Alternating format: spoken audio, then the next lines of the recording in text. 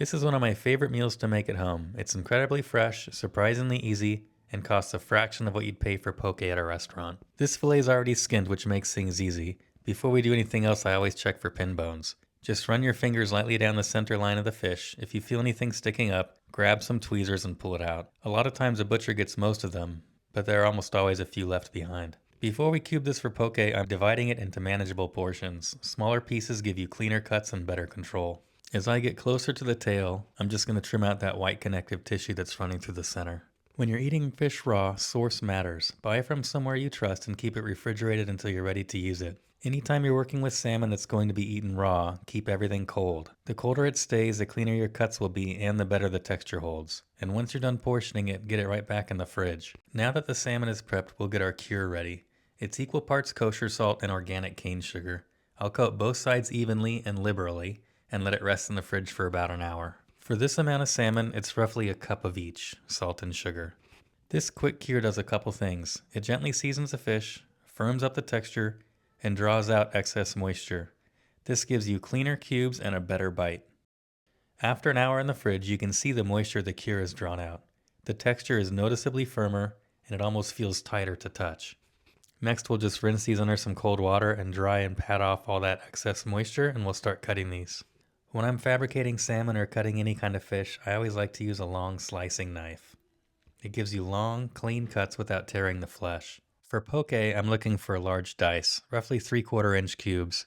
Any smaller and the texture feels soft. Any bigger and it's just too much in one bite. And make sure you work in batches. Only keep out the fish you're cutting right now. The rest stays in the fridge to stay cold. One other note, if this package is more than you need, you can cure it, pat it dry, wrap it tightly in paper towels and plastic wrap, and freeze it.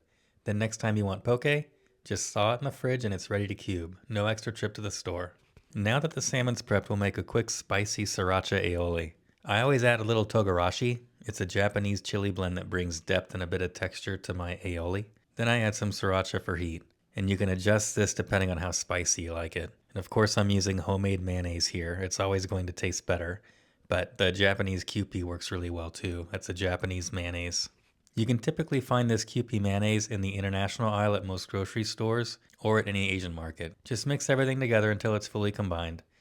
I actually like this a little creamier, so I lean a little heavier on my spicy aioli and put a lot in my salmon. For the rice, I always rinse it under cold water until the water runs clear. That removes excess starch and keeps the grains from getting sticky.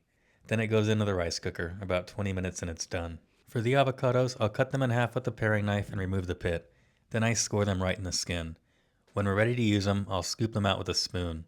Leaving them in the peel keeps everything neat and helps slow oxidation. Next up is the green onions. I'll slice these nice and thin for freshness and a little bite, then set them aside until we're ready to plate. As always, I like to use as much of the vegetables as possible, so I slice almost all the way down to the roots. Next, we'll make the fried garlic. We're going to start by slicing this garlic as thin and evenly as we can. That way it cooks consistently. It's really important that all these slices are very consistent. Otherwise, they cook completely differently. We'll fry these in oil until it's golden and crisp, but not too dark. If it goes too far, it turns bitter. This adds a much needed crunch to the dish. Without it, everything would just be soft. And then we'll just let these drain on some paper towels until we're ready to use them. Once the rice is cooked, we'll just give it a quick stir to loosen the grains. Now we're ready to plate. Start with the base of rice in the bowl and add a generous portion of the salmon.